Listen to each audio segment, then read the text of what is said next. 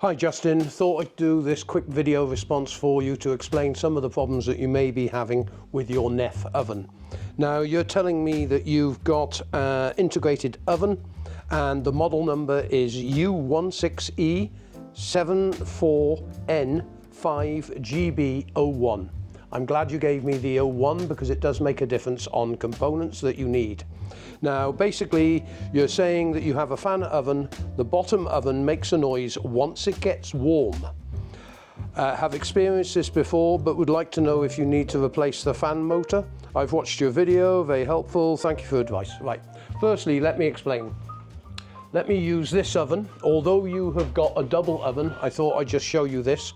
Inside the oven you have a fan guard which is at the back of the oven, and behind there is your fan motor. Now with your fan motor, if I can grab hold of one, either the fan blade is catching on something as it gets warm.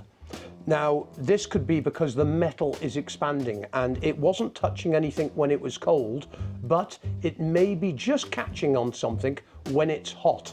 And this could be something simple like the fan guard may have got damaged by a tray or something that you've put in the oven and pushed it too far back and it has bent the fan guard plate.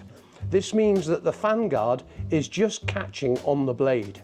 Another thing that could have happened, and let me just shut this up for you, is the fan blade may be catching on the element as well, and this may only happen when it gets hot.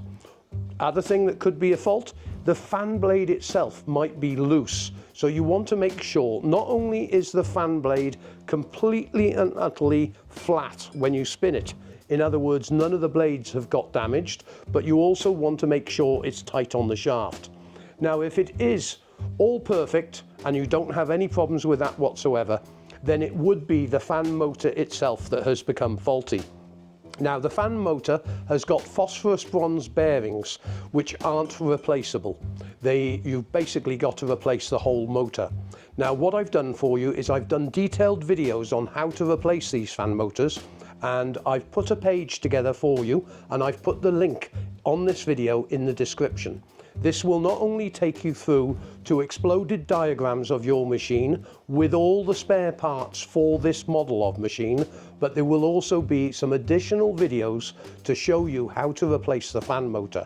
Now with the fan motors, it's very important that you get the right fan motor because of the differences in length on the shaft and also the mounting plates as well.